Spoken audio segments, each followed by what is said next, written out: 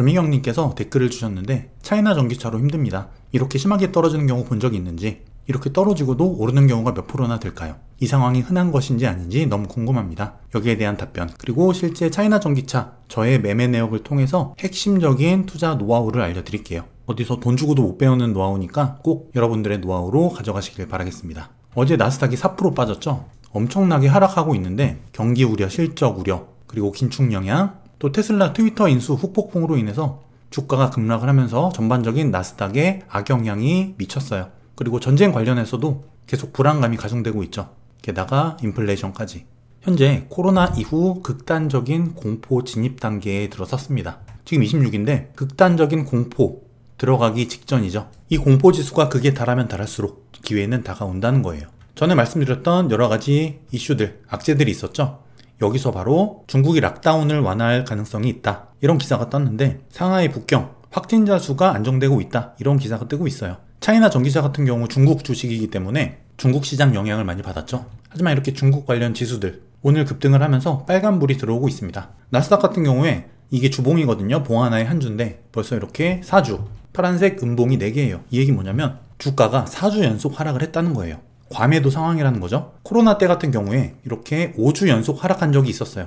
그런데 지금 벌써 4주 연속 하락 중입니다. 과매도이기도 하고 120주 이동평균선에 걸쳐 있습니다.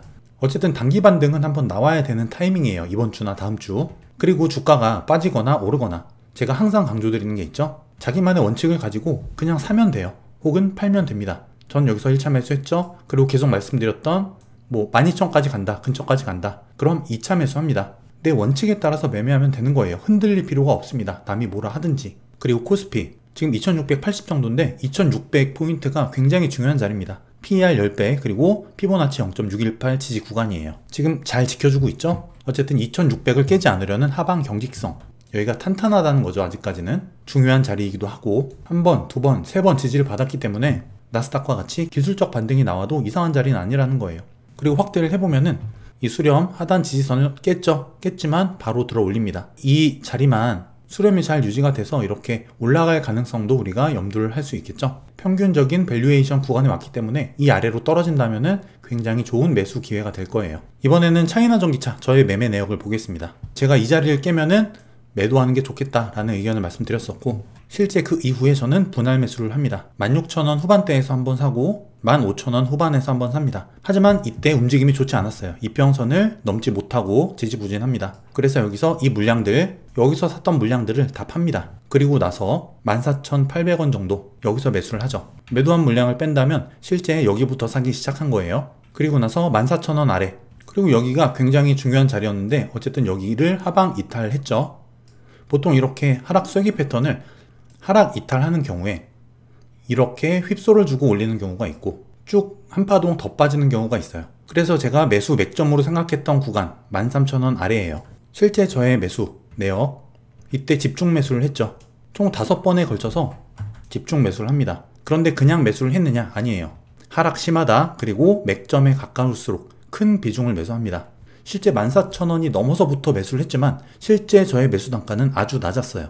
이 원칙에 입각해서 매수를 했기 때문이죠. 저의 실제 계좌 내역이에요. 매입가 11,630원이죠. 이게 저희 평균 매수 단가예요. 여기죠. 그런데 오늘 중국 락다운 해제 가능성 때문에 차이나 전기차가 급등을 했죠. 8% 이상 올랐는데 저는 말씀드린 매수 맥점에서 집중 매수, 그리고 하락시마다 더 많은 비중을 매수했기 때문에 매수 평단가가 매우 낮았어요. 여기였단 말이죠. 그리고 최저점에서도 매수를 합니다. 결국 저는 수익으로 전환이 됐어요. 여기서 여러분들이 느끼시는 게 있어야 돼요. 어떤 분은 여기 최고점, 여기서 다른 유튜버의 말을 듣고 그냥 최고점에서 전 재산을 다 박았어요. 이런 경우엔 내 모든 비중이 여기 다 묶여있기 때문에 아무리 여기서 아래에서 분할 매수를 하더라도 매수 단가가 내려가질 않아요. 아무리 이런 데서 사도 내려가봐야 이 정도입니다. 18,000원 정도, 17,000~18,000원. 그럼 다시 이 차이나 전기차가 다시 전고점 꼭대기까지 단기간에 갈 수 있을까요? 아니죠. 불가능합니다. 물론 시간이 지나면 다시 전고점을 트라이하고 다시 올라갈 수 있을 거예요. 하지만 단기간에 전고점 100% 이상 상승을 해서 전고점까지 갈 수 있느냐? 이건 아니라는 거죠. 그렇기 때문에 여러분들이 이걸 알고 계셔야 돼요. 저의 매매 내역을 여러분들께 보여드리는 이유가 바로 그겁니다. 저는 실제 14,000원이 넘어서부터 매수를 시작했어요. 하지만 저의 평균 매수 단가는 여기죠. 하루 상승으로 인해서 수익 전환이 됐다는 거예요. 이걸 여러분들이 이 방법, 평균 매수 단가가 나오는 이 메커니즘, 이걸 여러분이 꼭 기억을 하시고 여러분의 투자에 꼭 적용을 하셔야 됩니다. 처음 조미경님의 댓글 질문이 있었죠. 이런 경우를 본 적이 있는지, 이 상황이 흔한 것은 아닌지 궁금하다 하셨는데, 이 차이나 전기차는 제가 소개를 많이 해드렸지만 중국 주식이라는 거, 그리고 성장주라는 거, 그렇기 때문에 비중 조절이 반드시 필요하고 몰빵 투자는 안 된다라고 여러 번 말씀을 드렸죠. 그렇기 때문에 미래가 촉망되는 성장주임에도 불구하고 매도 이야기를 제가 했다는 거예요. 차이나 전기차 ETF 매도 이야기를 꺼낸 사람은 저밖에 없었어요. 이 맥락은 바로 리스크 관리가 필요한 주식이라는 얘기였죠. 대신에 단서를 답니다. 꾸준히 나는 이거를 정말 꾸준히 적립식으로 모아가고 긴 시간 3년 5년 장기 투자할 사람이다. 주가가 하락해도 오히려 이렇게 저가에 모아갈 수 있는 좋은 기회로 삼고 장기 투자할 수 있는 사람이다 라고 한다면 그냥 모아가도 상관이 없었겠죠. 근데 내가 전 재산이 위에 몰빵이 돼 있다. 이거는 리스크 관리가 안 된 상태라는 거예요. 실제 이 차이나 전기차는 제가 생각했던 것보다 많이 빠졌어요. 저는 빠지더라도 실제 이 구간에서 이렇게 휩소를 한번 주고 12,000원 초반대에서 이렇게 들어 올릴 거라고 생각을 했습니다. 근데 11,000원 아래까지 빠졌다가 크게 들어 올렸죠. 이 아래 하단 매물대까지 그냥 끝까지 간 거예요. 제 생각보다 많이 빠졌지만 그래도 어쨌든 중국 주식이라는 거, 또 이 외에도 미국 빅테크 기업 중에서도 실제 주가가 반토막 난 기업들 많이 있죠. 차이나 전기차만의 이야기는 아니라는 거예요. 앞으로도 제가 이 매매 내역을 통해서 제가 어떻게 대응을 하는지 계속 그 노하우를 보여드릴 텐데, 무작정 존버만이 답은 아닙니다.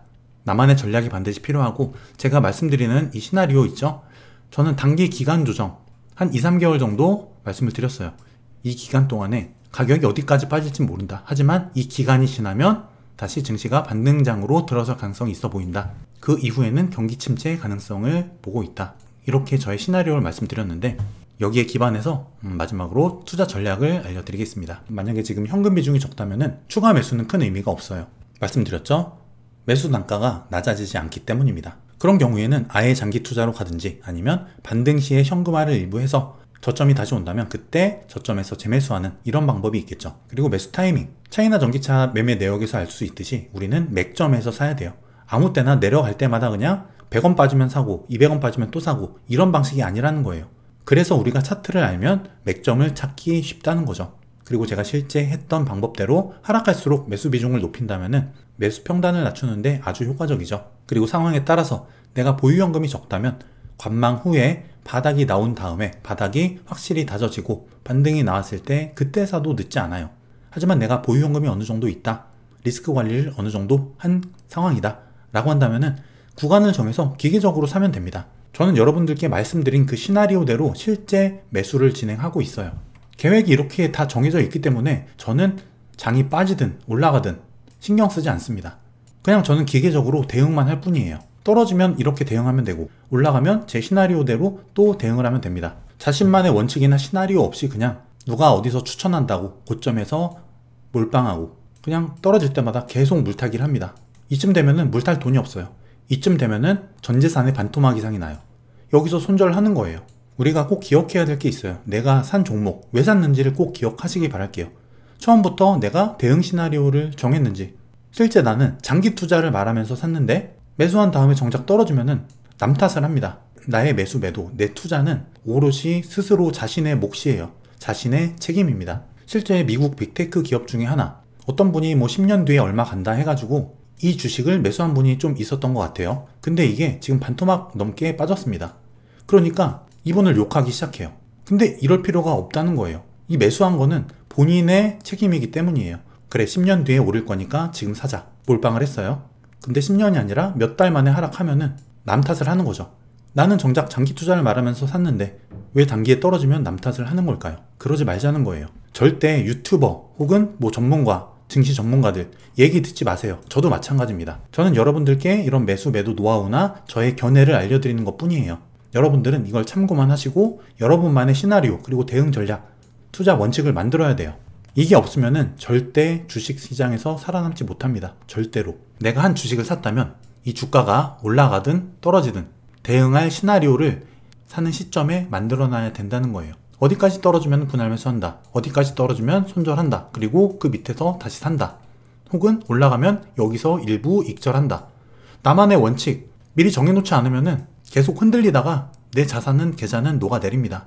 결국 공부, 경험, 작은 금액으로 시작해서 노하우와 경험, 실력이 쌓아갈수록 시드를 늘려가는 것. 이게 우리가 살아남는 방법이에요. 공부하기 싫어서 남 얘기 듣고 투자하는 것. 망하는 지름길이에요. 제가 오늘 너무 강하게 이야기를 해서 기분 나쁘신 분도 분명 계실 것 같은데 기분이 나쁘셨다면 사과를 드리고요. 그런데 오늘 드린 말씀은 정말 꼭 기억을 하셔야 돼요. 그렇게 하지 않으면 이 악순환은 반복될 수밖에 없어요. 많은 경험 그리고 노하우를 직접 쌓아서 나만의 투자를 하는 여러분들이 되시길 바랄게요. 날씨가 점점 더워지는데 건강 유의하시고요. 다음 시간에 또 좋은 콘텐츠 들고 또 찾아오겠습니다. 긴 시간 시청해 주셔서 감사합니다.